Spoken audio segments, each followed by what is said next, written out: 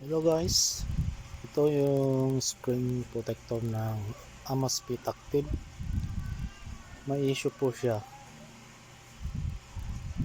Pag nag-uugas ka ng kamay, ganun, pumapasok po yung tubig. Kaya ganyan po nangyayari sa screen nyo. Pangit na tignan. Kaya tinanggal ko yung screen niya, nilinis ko.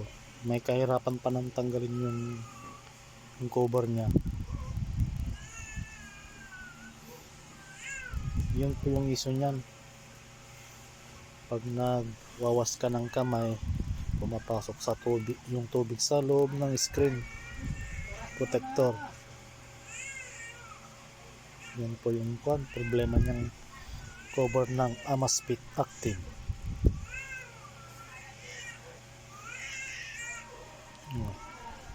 After nilinisan, binalik ko ulit. Pangit pala pag makuha ng tubig to.